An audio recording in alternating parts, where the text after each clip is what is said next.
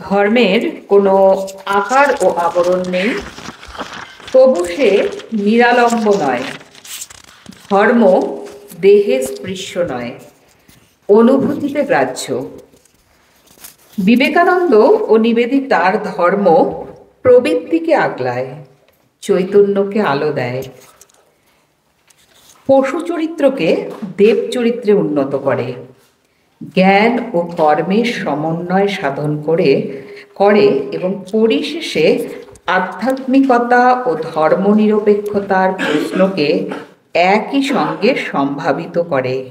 এখন আমরা আমাদের পূজনীয় মহারাজের কাছে আলোচনা শুনব নিবেদিতার দৃষ্টিকোণে চরিত্রই আধ্যাত্মিকতা। ওম অসতো মা সদ্গময় তমসো মা জ্যোতির্গময় মৃত্যুর্মা অমৃতম গময়। ওম শান্তি শান্তি শান্তি। হরি ওম। ঠাকুর মা স্বামীজি, ভগবান বুদ্ধ ও ভগিনী নিবেদিতা চরণে আমার প্রণাম। উপস্থিত ঠাকুর মা স্বামীজি অনুরাগী সকলকে আমার প্রণাম। বিষয় চরিত্রই আধ্যাত্মিকতা। তাতে প্রথমে দুটি শব্দ, একটা হচ্ছে চরিত্র আর একটা হচ্ছে আধ্যাত্মিকতা। চরিত্র কাকে বলে? যখন দেখবো যে চরিত্র কাকে বলে, সাধারণভাবে আমরা চরিত্র কাকে বলে বুঝতে পারি না। আমরা অনেক সময় বলি মানুষটার চরিত্র বুঝতে পারলাম না, এতদিন দেখছি মানুষটার চরিত্র বুঝতে পারলাম না, এরকম বলি। তাই চরিত্র কাকে বলে, কিভাবে তৈরি হয়? চরিত্র কাকে বলে, কিভাবে তৈরি হয়, এটি স্বামীজি কর্মযোগে খুব সুন্দরভাবে বলেছেন যে চরিত্রটা কী, কীভাবে তৈরি হয়। আমরা যেটা অভ্যাস করি, সে অভ্যাস করতে করতে আমাদের সেটি স্বাভাবিক হয়ে যায়। বলা হয় প্র্যাকটিস বিকাম ইনস্টিংক্ট। প্র্যাকটিস করতে করতে ইনস্টিংক্টে পরিণত হলো, সেটি যেন তার চরিত্র হয়ে গেল। যেমনভাবে তবলা বাজানো, আলোতে দেখে খুব সুন্দর বাজাচ্ছে, তবে কারেন্ট অফ হয়ে গেল, কোনো ব্যাপার নেই, তবলা বাজিয়ে যাচ্ছে। তো এইরকম অনেকে এই একই রকমভাবে অভ্যাস করতো। কারা? দেখা যায় মহাভারতে চরিত্র অবলম্বনে দেখি যে অর্জুনের কথা, তিনি রাত্রিতে তীর চালানোর অভ্যাস করছেন। কি, আমি রাতের অন্ধকারে আমি তীর চালাতে পারব, মানে সেখানে আবার শব্দকে অনুসরণ করে অভ্যাস করতে করতে সেরকম করছে। বলছি এরকম চরিত্রটা এইরকম, যেটা আমরা অভ্যাস করি, চেষ্টা করি, আমরা সেরকম হয়ে যাই। যদৃশী ভাবনা যস্য সিদ্ধির ভবস্তি তাদৃশী। এরকম যেরকম যেরকম ভাবনা নিয়ে চলবো, আমি সেরকম হয়ে যাব। এবার আধ্যাত্মিকতা বলতে কি বোঝায়? এটা মহা মুশকিল শব্দ একটি, আধ্যাত্মিকতা। আমরা বলি মনের বিকাশ, আচ্ছা বৌদ্ধিক বিকাশ হলো, মানসিক বিকাশ হলো, আধ্যাত্মিক বিকাশ বলতে কি বোঝায়? তাহলে অধ্যাত্ম দেখা যাবে আমাদের ওই শান্তি শান্তি শান্তি, তিনটি শান্তি বলা হয়, আদি দৈবিক, আদি ভৌতিক, আধ্যাত্মিক। আধ্যাত্মিক মানে আমাকে কেন্দ্র করে। তাহলে আমি পরিবর্তন হয়ে যাবে, আমার চরিত্রটা পরিবর্তন হয়ে যাবে, সেটি হচ্ছে আধ্যাত্মিক। তাহলে আমার চরিত্র পরিবর্তন হয়ে যাবে, কী রকম দিকে পরিবর্তন হয়ে গেলে আধ্যাত্মিক বলবো? যে ভারতবর্ষের নিরিখে যখন বলা হবে, তখন বলা হবে যে যিনি যার উপাসনা করেন তার ভাব যখন পান, যদি শিবের উপাসনা করে যদি শিবের ভাব পান, তাহলে তিনি শিবের উপাসক, তার মধ্যে শিবের ভাবগুলো আছে। যিনি সরস্বতী পূজা করেন, তো সরস্বতীর ভাব পেলেন। তাহলে এইরকম বলছেন আমাদের অনেক দেবদেবী, এত অবতার, তো এদের কী সব ভূমিকাটা কী রকম আছে? নিবেদিতা বলছেন যে যদি এই চরিত্রের প্রকাশ ঘটে তাহলে সেটি আধ্যাত্মিক, যদি চরিত্রের প্রকাশ না ঘটে তাহলে সেটি আধ্যাত্মিক নয়। মানে আমি শিবের পূজা করছি অথচ শিবের ভাব এলো না, কিংবা আমি লক্ষ্মীর পূজা করছি লক্ষ্মীর ভাব এলো না, বা আমি যদি মনে করি আমি শ্রীরামকৃষ্ণ আমার ইষ্ট, আমি তার উপাসনা করি, তার বিন্দুমাত্র কোনো ভাব এলো না আমাদের চরিত্রে, তাহলে সেটাকে কি আধ্যাত্মিক বলা যাবে? বলা যাবে না। তাহলে সেটি আধ্যাত্মিক নয়। চরিত্রে যখন প্রকাশ পাবে তখন সেটি আধ্যাত্মিক। এই চরিত্রে কীরকম প্রকাশ হতে পারে সেটি বলতে গিয়ে নিবেদিতার নিজের কথায় একটু একটু করে বলা ভালো। সেটি এটা খুব সুন্দর উদাহরণ দিচ্ছেন যে একটা জমিতে ধান হতে পারে, গম হতে পারে, অনেক রকম হতে পারে, আম জাম কাঁঠাল অনেক কিছু হতে পারে। বলছে এরকম যেসব জমিতে ভালো উন্নত মানের ফসল হতে পারে, সেখানে উন্নত মানের আম লিচু এরকম কথা ভাবছি, তো সেই জমিগুলোতে যদি আমি কেবলমাত্র এই লাউ কুমড়ো কাঁসারি কড়াই এরকম উল্লেখ করছেন তিনটি, এরকম যদি চাষ করা হয় তাহলে কি সেই জমিটার সঠিক প্রয়োগ হলো? বলছেন না, সঠিক প্রয়োগ হলো না। তাহলে সঠিক প্রয়োগ কোনটা হতে পারে? না, সেই জমিতে যদি ওরকম উন্নত মানের ফলগুলো বা উন্নত মানের যদি সবজিগুলো যদি চাষ হয় তাহলে সেটি হবে। তাহলে বলছেন এই রকমভাবে সাধারণ চাষের মাধ্যমে এই উন্নত মানের জমিগুলোর ঠিক যদি কাজে লাগানো না হয় তাহলে জমির প্রয়োগ হলো না। এর কার কথা থেকে বলছেন? ঠাকুরের গান, ঠাকুর গান করতেন, মন রে কিসি কাজ জানো না। হ্যাঁ, তাহলে আবাদ করলে ফল তো সোনা। আমরা হলে যে সোনার মতো ফসল, তাহলে ধানটাই হবে বুঝি বলছেন? তা নয়, আমাদের জীবনটা ওরকম সোনার মতো ফসল হতে পারে। সেরকম নিবেদিতা বলছেন সেই রকম আমাদের যে বেদ ও জ্ঞানযোগের দেশ, তাহলে আমাদের দেশটা কীরকম বলছেন? বেদ আর জ্ঞানযোগের দেশ। বেদের দেশ বলছে, জ্ঞানযোগের দেশ। তাহলে বেদের জ্ঞানকাণ্ড উপনিষদ আর কর্মকাণ্ড, যেসব কর্মকাণ্ডগুলো চলে সেসব কর্মকাণ্ড আছে। তাহলে বেদ উপনিষদ এইটার দেশ ভারতবর্ষ। সেই ভারতবর্ষের যদি তুলনা করা হয় কাদের সাপেক্ষে? যদি কোনো ইউরোপীয় সাহিত্যিক বা কোনো পর্যটক তাদের একটা মন্তব্য দিয়ে যদি ভারতবর্ষকে যদি আলোচনা করা হয় তাহলে বলছেন তাহলে ওই সুন্দর জমিতে ওই লাউ কুমড়ো চাষের মতো হয়ে যাবে। কি সুন্দর উদাহরণ দিচ্ছেন যে এই ভারতবর্ষ এত উন্নত, সেখানে বেদ আর উপনিষদ এরকম জ্ঞানযুগের দেশ। যদি আমরা ইউরোপের লোকের কথা অনুযায়ী ভারতবর্ষকে বিচার করি তাহলে ভারতবর্ষকে বিচার করা হবে লাউ কুমড়োর সঙ্গে। কিন্তু তার যে উন্নত ফসলগুলো আছে, অর্থাৎ প্রত্যেক দেশকে, যেমন প্রত্যেক গাছকে তার সব থেকে সেরা ফল দিয়ে বিচার করা উচিত, কারণ সে সব থেকে ওই সেরা ফলটা তার প্রোডাকশান করার ক্ষমতা আছে।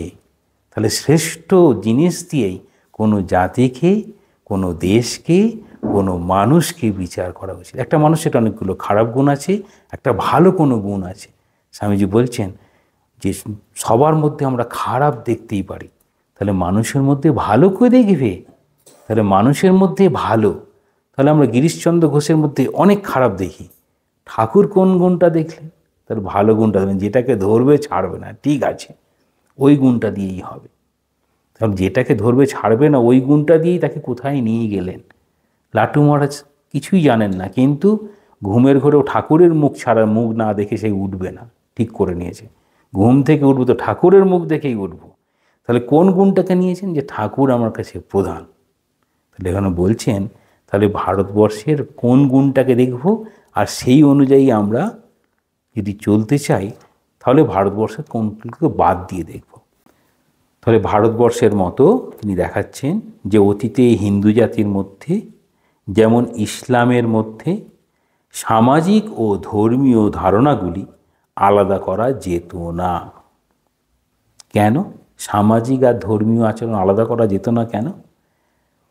তাহলে ধর্ম এ গানপত্য বা এ শৈব, এ শাক্ত। তাহলে মাথায় কীরকম তিলক দেওয়া আছে, কানে কুণ্ডল দেওয়া আছে, ওই নাথ সম্প্রদায়ের মানুষ হবে, সেই জন্য কানে কুণ্ডল লাগিয়েছে। তো কানে কুণ্ডল লাগাতো নাথ সম্প্রদায়। দেখবেন নাথ সম্প্রদায়ের সাধু আছে, কানে একটা ওই মোটা একটা মাকড়ির মতো দুল থাকে, নাথ সম্প্রদায়। তো বিভিন্ন সম্প্রদায়, আমি এই সম্প্রদায়, এটিকে বোঝানোর জন্য, মানে আমি যে এই ধর্ম অনুসরণ করে চলি সেইটাতে এই সমাজ আর ধর্ম যেন সেখানে আর আলাদা করা গেল না। তাহলে সমাজ আর ধর্ম তারা নিজেরভাবে যেটাভাবে করে সেটাকে যেন এক করছেন। বলছেন এটিকে আলাদা করা যেত না কেন? না এদের আহার বিহার পোশাক পরিচ্ছদ, স্নান, বৈষ্ণবদের স্নানের কথা বলা হয়। বৈষ্ণব মরে নিয়ে, স্নান করতে করতে শরীর খারাপ, শরীর জ্বর ফর নিয়ে মারা যাবে। আর সাধু খেয়ে মরে, মানে যেই দিচ্ছে আছে ঠিক আছে গৃহস্থের অকল্যাণ হবে তাহলে খেয়েই নি বলে নিজের শরীরটা খারাপ হয়ে গেল। গৃহস্থও খাইয়ে যাচ্ছে, সাধুও খেয়ে যাচ্ছে, খেয়ে খেয়েই সাধু মারা গেল। বলছে সাধু খেয়ে খেয়েই মরে যায়, আর বৈষ্ণব মরে হচ্ছে নিয়ে। সে খালি সূচিবাই আর কি, এই হাত দিয়ে দিয়েছি স্নান করতে হবে, সন্ধ্যা হলো রাত্রি হলো খালি স্নান করে এরকম আছে আর কি। তাহলে কি বোঝাচ্ছেন যে এই কয়েকটি বিষয় দিয়েই এই সমাজের আচরণ, সেটা দিয়ে সেই ধর্ম, এটা যেন বলতে চাইছে। কিন্তু সত্যিই কি সমাজের এই আচরণগুলো মেনে চললেই কি সেই ধর্মের হবে?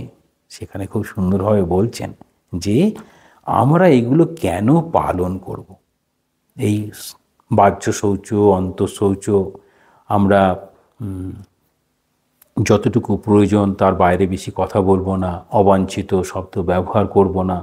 হ্যাঁ, অবাঞ্ছিত কথা ব্যবহার করব না করতে গিয়ে আমি হলাম মৌন, আমি মৌনব্রত অবলম্বন করেছি।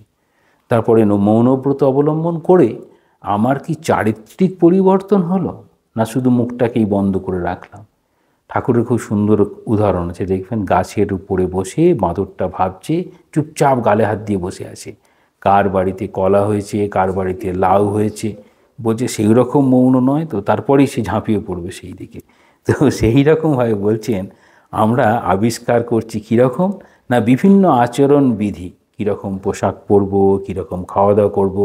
শিবরাত্রিতে উপোস করলাম, পরের দিন সকালেই যার উপরে রাগ হয়েছিল আগের দিন কোনো রকম চেপে চুপে রাখা গেল, পরের দিন সকাল হতেই বেরিয়ে পড়লো। তো এই রকম বিষয়গুলো যে হচ্ছে, তো এতে কী হচ্ছে, আচরণবিধি মেনে চলে। এইটা কি বলছে না, উত্তম রুচি সম্পন্ন হলো। কীরকম না, আমরা সবাই মিলে তীর্থে যাব, উত্তম রুচি হলো। আমরা সবাই মিলে ঠাকুরের নাম করব, উত্তম রুচি হলো। তাহলে উত্তম রুচিটা উত্তম হলো, প্রথম স্টেপটা হলো। মানে আমি যেমন তেমন খাচ্ছিলাম, যেমন তেমন পোশাক পরছিলাম, তার জায়গায় একটা মার্জিত পোশাক, সকলে এই রকম পোশাক পরে আমরা ঠাকুর ঘরে যাব, সকলে আমরা এইরকমভাবে বসবো।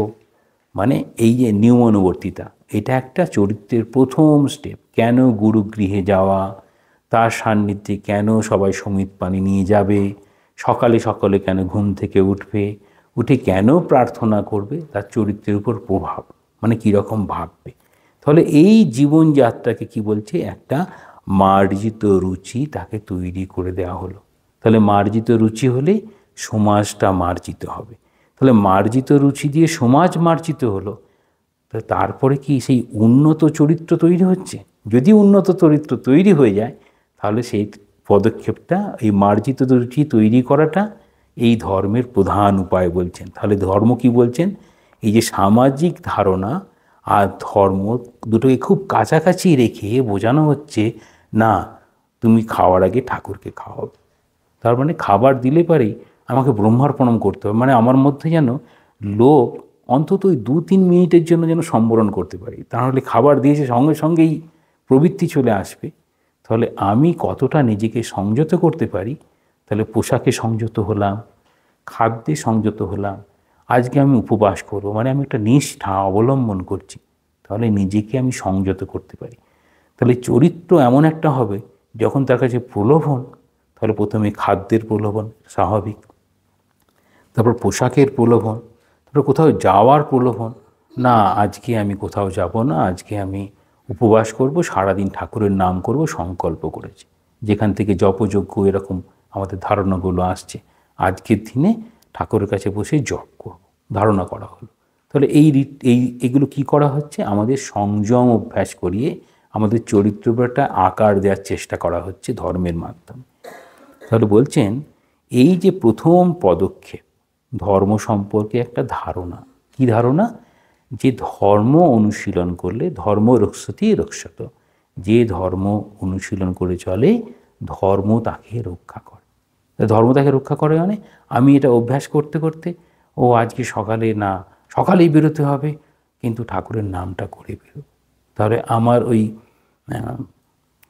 যখন আমি কোথাও যাচ্ছি, তখন যেমন স্বামীজি বলছেন, সকল কাজের প্রারম্ভে ভগবানকে স্মরণ করুন। পুরো ঠাকুরের কথাই বলছেন, শ্রীরামকৃষ্ণকে স্মরণ করুন। পত্রগুলিতে লিখছেন, গুরু ভাইদেরকে লেখা পত্র। তাহলে সকল কাজের প্রারম্ভ যে আমরা ঠাকুরকে স্মরণ করব কেন? যখনই কাজটাকে প্রথম মনে করব, তাহলে কাজটা আমার কাছে প্রধান। যখন ঠাকুরকে মনে করে কাজটা করব, তাহলে ঠাকুর আমাদের কাছে প্রধান। তাহলে চরিত্রের বৈশিষ্ট্য হবে সেটি কি আমাকে ভগবানের দিকে নিয়ে যাচ্ছে। তাহলে প্রত্যেক অভ্যাস যদি ভগবানের দিকে নিয়ে যায়, তাহলে আমাদের চরিত্রটা ওই রকমভাবে যাবে। তাহলে চরিত্রের সঙ্গে আধ্যাত্মিকতা কীরকম মেশাচ্ছে দেখুন। মানে এই পরিকাঠামোগুলো, সমস্ত পরিকাঠামো চলছে, সেই পরিকাঠামো আমরা কেবলমাত্র এইরকম সাধারণ মানুষ নই, আমরা ভগবান লাভ করার জন্য চেষ্টা করব।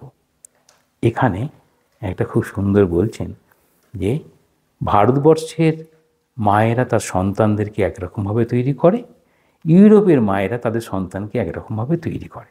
আচ্ছা, কেন এরকমভাবে বলছেন? নিবেদিতা ইউরোপে বড় হয়েছেন, তিনি দেখছেন ইউরোপের ছেলেমেয়েরা কীরকমভাবে বড় হয়। তিনি দেখছেন ভারতবর্ষের মায়েরা তাদের সন্তানদেরকে কীভাবে বড় করে।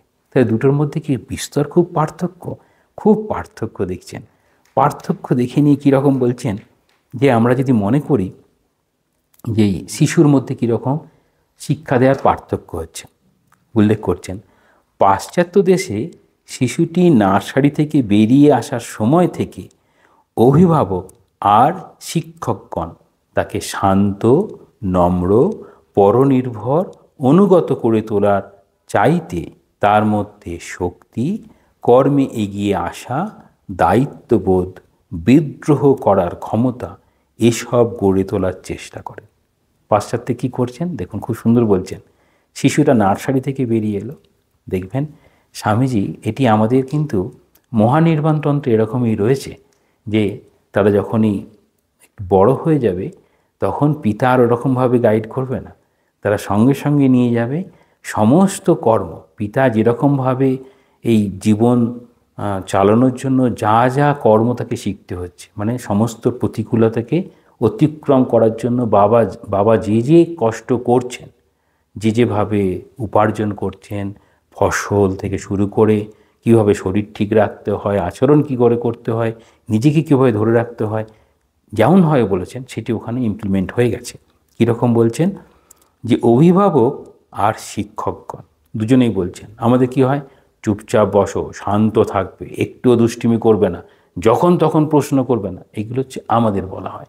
সেখানে কি বলছেন, শান্ত, নম্র, পরনির্ভর, অন্যের উপর নির্ভর করা, অনুগত, এই চারটি শব্দ বলছেন, শান্ত, নম্র, পরনির্ভর, অনুগত, যেটি আমরা করে থাকি।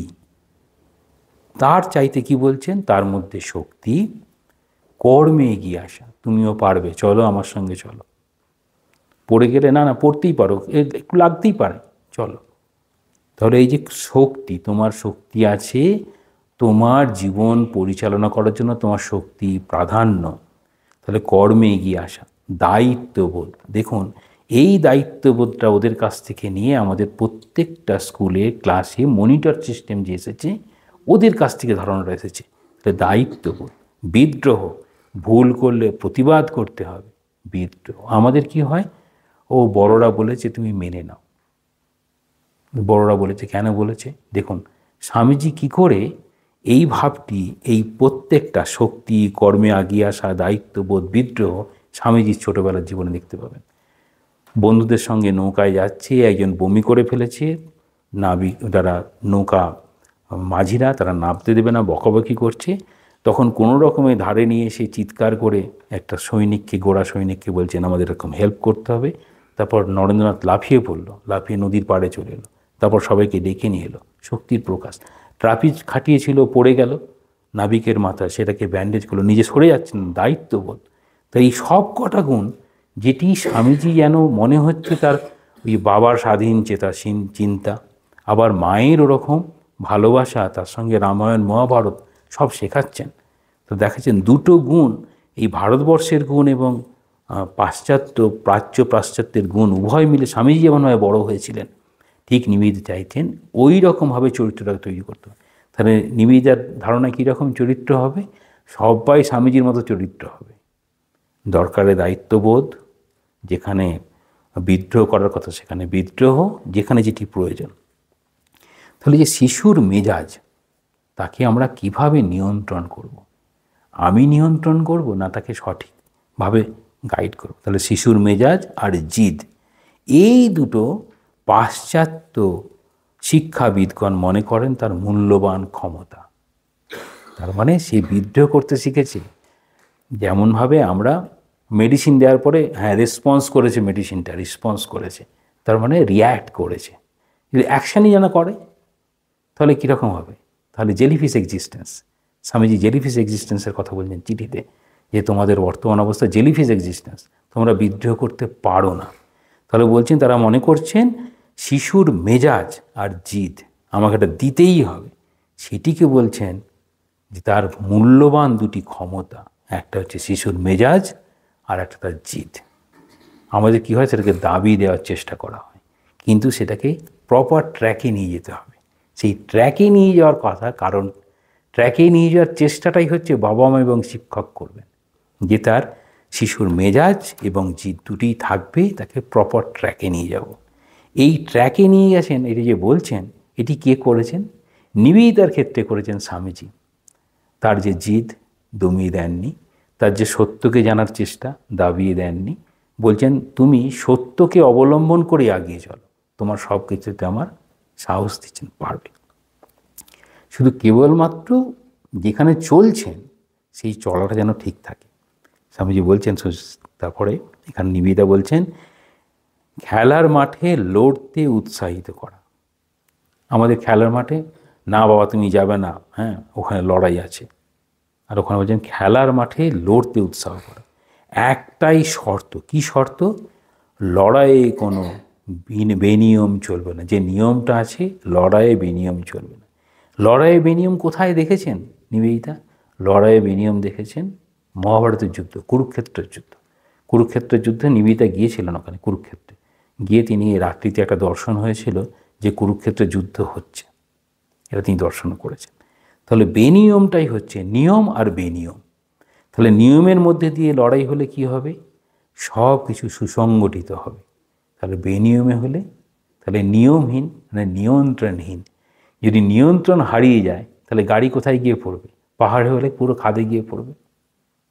তাহলে নিয়ন্ত্রণ করার ক্ষমতা দাও, আর তাকে তার সমস্ত ক্ষমতা দিয়ে আগিয়ে নিয়ে চলো। এবার নিবেদিতা খুব সুন্দর একটা উদাহরণ দিচ্ছেন। এই উদাহরণটা আমরা, নিবেদিতা কীরকম উদাহরণ, অদ্ভুত উদাহরণ, আমরা কখনো এরকমভাবে ভাবতে পারি না।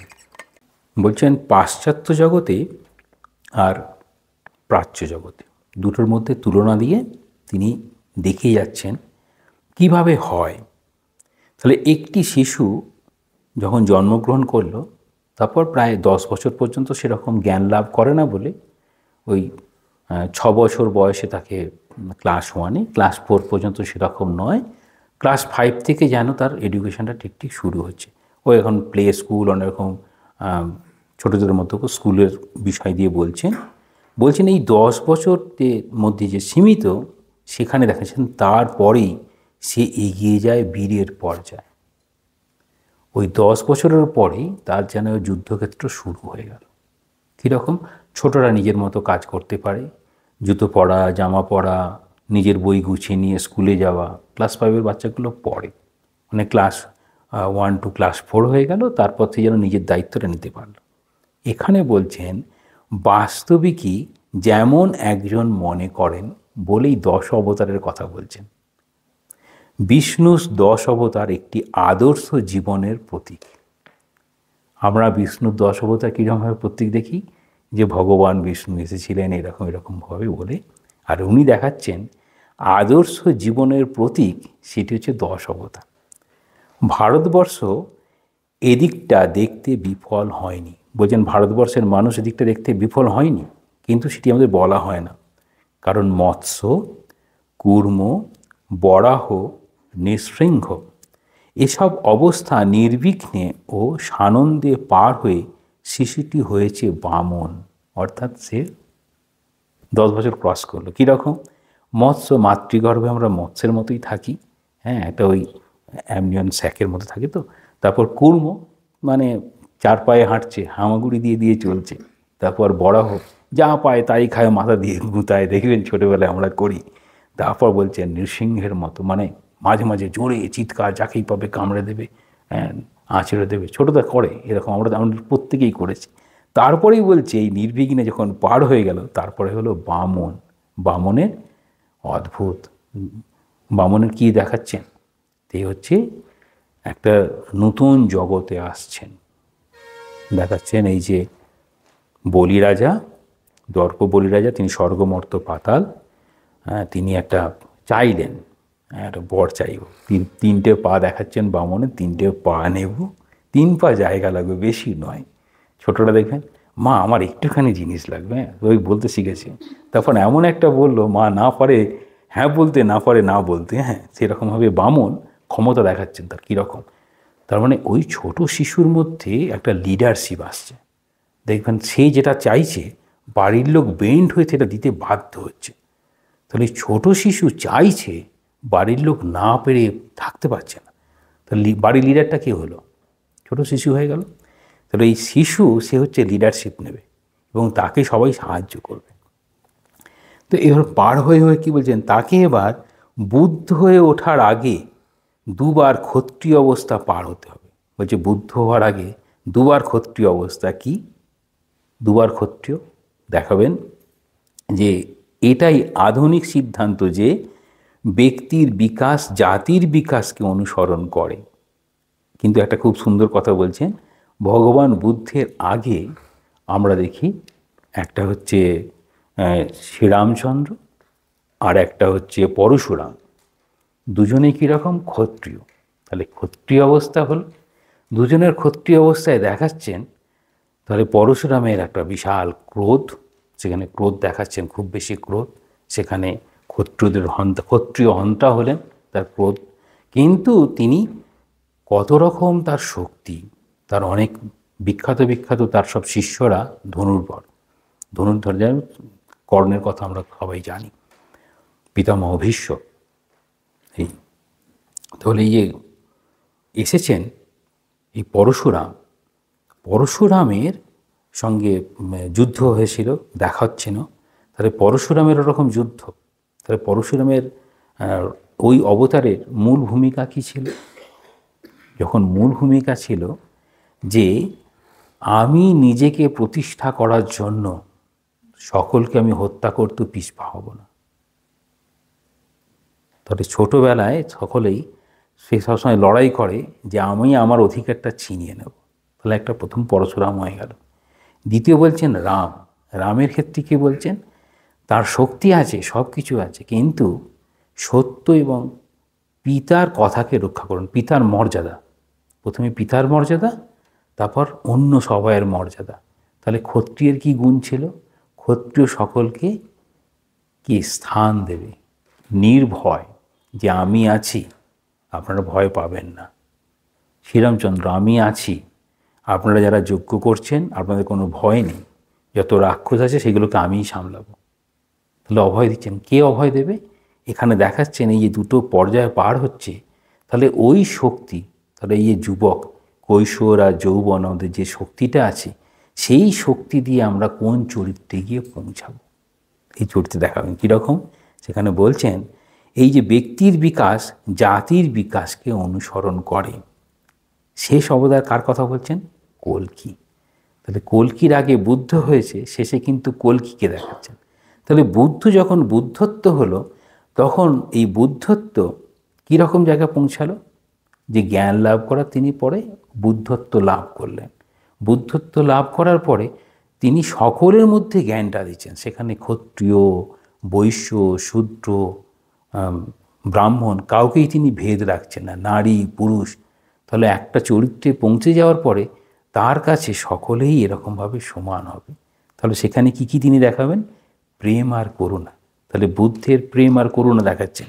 কিন্তু প্রেম আর করুণা দেওয়ার পরে যারা প্রেম করুণা পাওয়ার যোগ্য নয়, তারা কীরকম হবে? তারা রিফিল করবে যে আমাদের শক্তি আছে, অপাত্রে দান হয়ে গেছে আর কি, অপাত্রে প্রেম করুণা দান হয়ে গেছে।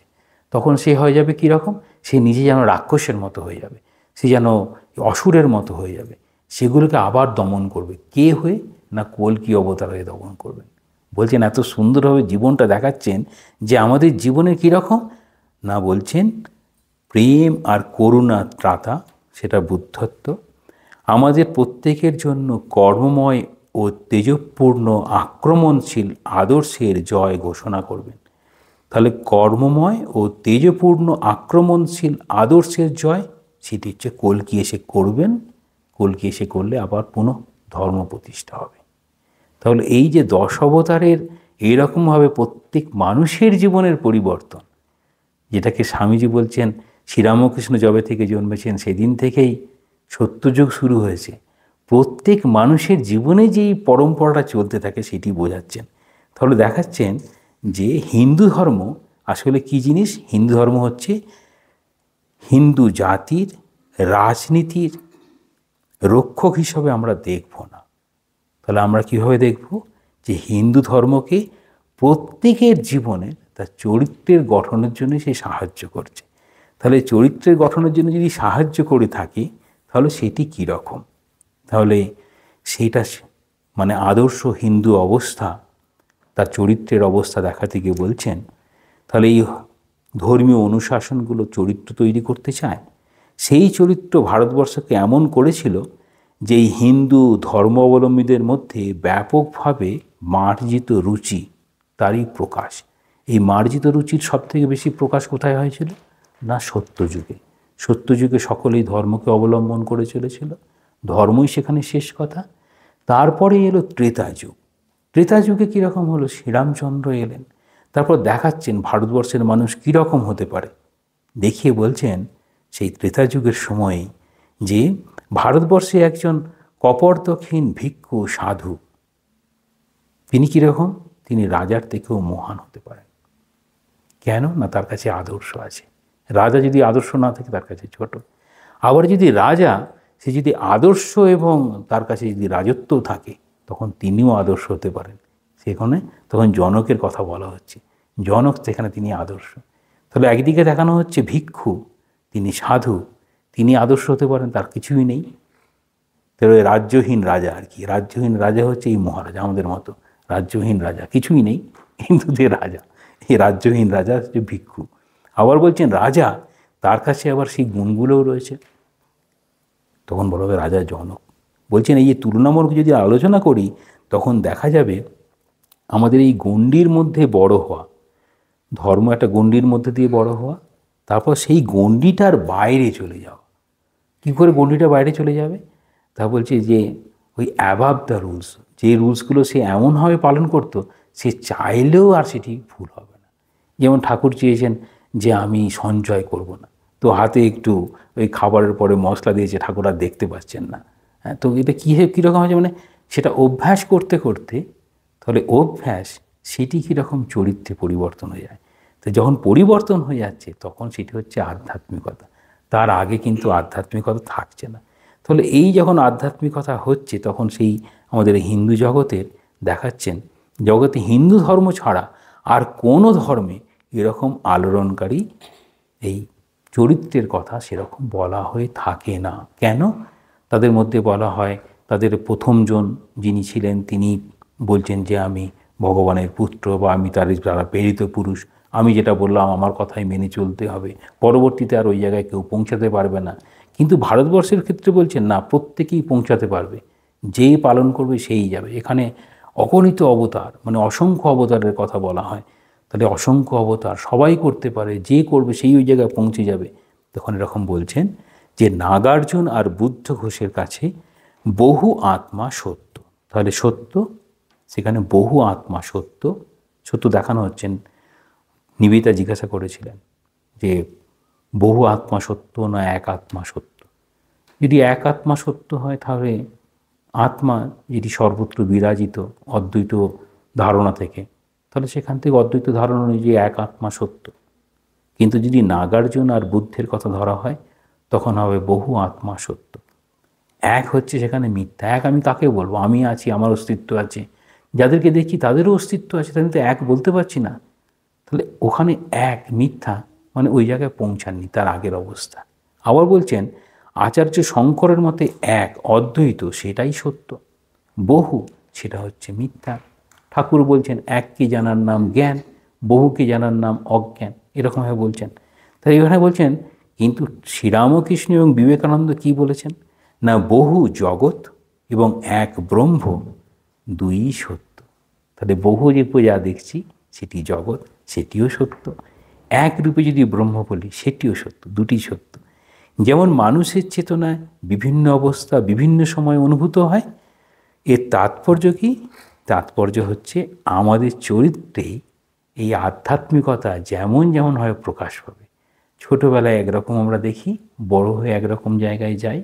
তাহলে প্রথমে মনে হয় আমার গুরুই শেষ কথা, আমার ইষ্টই শেষ কথা। পরে যখন আরও একটু বেশি পড়া হচ্ছে তখন বুঝছেন যে আমি যাকে গুরু বলে মনে করেছি, আরেকজন যাকে গুরু বলে মনে করেছি, গুরু যে সত্তা, সেই সত্তাটা বিভিন্ন দেহ অবলম্বনে কাজ করছে। ভারতবর্ষের কোনোটাকে এরকম মিথ্যা বলছেন না। তা স্বামীজি খুব বলছেন সুন্দরভাবে যে আমরা সত্য থেকে মিথ্যা এরকম, বা মিথ্যা থেকে সত্য তা নয়, lower truth to higher truth. এই lower truth to higher truth এটা বলতে গিয়েই বলছেন যিনি দ্বৈতবাদ অবলম্বন করেন তিনি দেখছেন বহুটা সত্য। যিনি বিশিষ্টাদ্বৈতবাদ তিনি বিশেষ রূপে দ্বৈত দেখেন, একটাকে পূর্ণ ধরেন আর বাকি তার অংশ ধরেন। আর অদ্বৈত এখান থেকে সবগুলোই এক চৈতন্য স্বরূপে। এবার বলছেন এই চরিত্রই হচ্ছে আধ্যাত্মিকতার অর্থটা কীরকম। চরিত্রই আধ্যাত্মিকতা অর্থটা কীরকম একটা ছোট্ট জায়গা শেষে নিবেদিতা উল্লেখ করছেন, আলস্য আর পরাজয় বৈরাগ্য নয়। আমরা যে বৈরাগ্য বলি, ঈশ্বরে অনুরাগ বিষয়ে বিরাগ, এই ঈশ্বরে অনুরাগ হলো, বিষয়ে বিরাগ হলো। বিষয়ে বিরাগ হলো বলে কি আমি আলস্য দেখাবো আর পরাজয় স্বীকার করে নেব? সেটিকে বৈরাগ্য বলা যাবে না। তাহলে আলস্য কোথায়?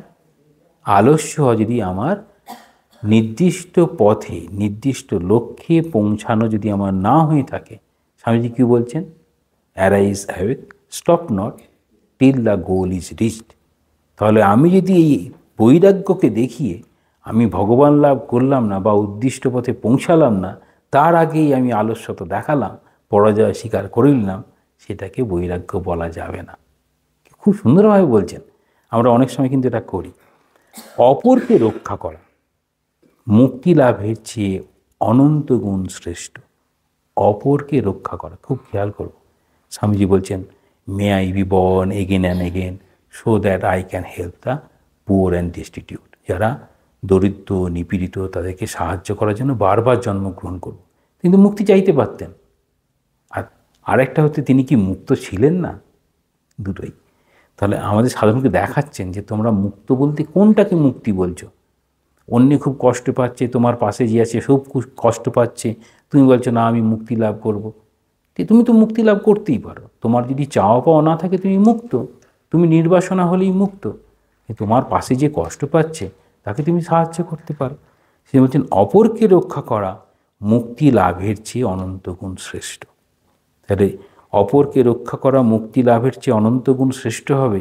তাহলে সেই আধ্যাত্মিকতায় সেই চরিত্রের প্রকাশটা কীরকম হবে? তিনি হবেন উদার, বৃহৎ হৃদয়ের মানুষ। হ্যাঁ, ভগবান বুদ্ধের মতো হয়ে যাবেন। একটা ছাগল শিশুর জন্য নিজের প্রাণ দিতে পারেন। তাহলে এতদূর পর্যন্ত যেতে পারেন।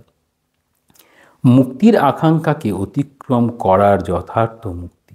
তাহলে মুক্তির আকাঙ্ক্ষা, মুক্তি লাভ করব, এইটাকেই অতিক্রম করতে, মানে ওইটি মুক্তি লাভ করব এটি নয়। আমি মুক্ত আছি, আমি স্বভাবতই মুক্ত, আমি আত্মা, আমার আত্মা, আমার মধ্যে যে আত্মা আছে স্বভাবতই মুক্ত। তাহলে আমি বদ্ধ কীরকম হয়েছি না, আমি কাঁচা আমি নিয়ে ভাবছি, আমার দেহটা আমি, আমার মনটা আমি, আমার মন বুদ্ধি চিত্ত অহংকার এর মধ্যে দিয়ে আমি ঘোরাফেরা করছে। তাহলে তার বাইরে যেতে পারছে না। আর বলছেন জয় করাই সন্ন্যাসের উচ্চতম স্বরূপ। তাহলে সম্যক রূপে ন্যাস, তাকে বলা হয় সন্ন্যাস। সেখানে বলছেন জয় করাই সন্ন্যাসের উচ্চতম স্বরূপ। তাহলে আমরা সাধারণ অর্থে যে সম্যক রূপে ন্যাস, আমার কোনো চাওয়া নেই পাওয়া নেই, সেসব ন্যাস হয়ে গেল, তাহলে আমি সেখানে সন্ন্যাস হয়ে গেলাম। সেখানে বলছেন না, ওইটা নয়, আমি সব কিছুকে অতিক্রম করতে পারি। আমার কাছে কোনো কিছুই প্রলোভন, আমার কাছে আমাকে প্রলোভিত করার জন্য যেন জগতে আর সেরকম কিছু বস্তু নেই যে আমাকে প্রলোভিত করতে পারে। তাহলে আমি প্রলোভনটাকে জয় করলাম। তাহলে জগতে আমার মুক্তি বলে একটা প্রলোভন দেখিয়ে দিল, আমি সেখানে দৌড়ে গেলাম, হ্যাঁ, সেটাও আমাকে প্রলোভিত করতে পারে না। তাহলে জয় করতে হবে। এই জয় করতে গেলে কি লাগবে? শক্তি লাগবে, আর কি লাগবে? মনের বিকাশ লাগবে, ধৈর্য লাগবে, তাই পবিত্রতা লাগবে, এগুলো সবগুলো লাগবে। সংক্ষেপে বলতে গেলে বলছেন হিন্দু ধর্ম হচ্ছে আক্রমণশীল হয়ে উঠেছে। হিন্দু ধর্মের প্রকৃত অর্থ কী ছিল? হিন্দু ধর্ম যখন সত্যযুগ ছিল, সকলেই সেই ধর্ম অবলম্বন করে, সেখানে এই ব্রাহ্মণ, ক্ষত্রিয়, বৈশ্য, শূদ্র কিছু আলাদা ছিল না। পরে পরে হয়েছে, তখন বলছেন হিন্দু ধর্ম সংরক্ষণশীল হয়ে পড়েছে, যেন সেটি ব্রাহ্মণের বাইরে না যায়, তাহলে বেদ উপনিষদের অবমাননা হবে বলে তাদেরকে পড়তে দেওয়া হবে না। এমনকি নারীরও বেদে অধিকার নেই বলে নারীকেও পড়তে দেওয়া হলো না। তারপর শেষে বলছেন না, এখন ওরকম রক্ষা করলে হিন্দু ধর্ম থাকবে না। হিন্দু ধর্ম করতে গেলে তার সমস্ত এই বেদ উপনিষদকে সকলের মধ্যে জোর করে দিতে হবে। এখন আমাদের দেওয়া, এই দেওয়ার কথা কি বলতে গিয়ে বলছেন আক্রমণশীল। কেন আক্রমণশীলের কথা বলছেন? কারণ উনি নিজে কি ছিলেন জন্মগত সূত্রে, এবং তিনি কীভাবে পরিবর্তন হলেন, সেই যে পরিবর্তন হওয়ার পথটা দেখাচ্ছেন। যদি তাকে চান্স না দেওয়া হতো, যে তোমাকে কোনোভাবেই চান্স দেওয়া হবে না, তাহলে কি ঢুকতে পারতেন না। বলছেন এই হচ্ছে হিন্দু ধর্মের আক্রমণশীল। সেই আক্রমণশীল স্বরূপটা কে তুলে ধরল? স্বামী বিবেকানন্দ। আর স্বামী বিবেকানন্দ কীভাবে শিক্ষা দিলেন? শ্রীরামকৃষ্ণ। তাহলে শ্রীরামকৃষ্ণের কাছে ধনী নির্ধন, পণ্ডিত মূর্খ, নারী পুরুষ, ব্রাহ্মণ চণ্ডাল, কোনো ভেদ তিনি রাখলেন না। তাহলে সেখানে ঠাকুর দেখাচ্ছেন যে প্রকৃত হিন্দু ধর্ম কীরকম আক্রমণশীল হয়ে উঠতে পারে।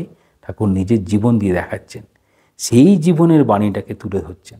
তখন গিয়ে বলছেন না, চরিত্রটাই হচ্ছে আধ্যাত্মিক হবে, চরিত্রের মধ্যে দিয়ে প্রকাশ হবে। কীরকম বলছেন?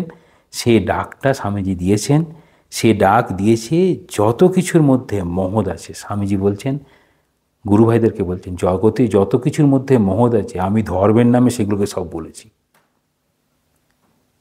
সব কটাই ধর্ম। সূর্যের মহৎ গুণ, আলো দেয়, তাপ দেয়, সেটা তার গুণ, মহৎ গুণ। মানুষের মধ্যে মনুষ্যত্ব তার মহৎ গুণ। তাই তার প্রত্যেক কিছু জিনিসের মধ্যে, আচরণের মধ্যে যত কিছু সুন্দর, তাহলে বলছেন কি? সত্যম শিবম সুন্দরম।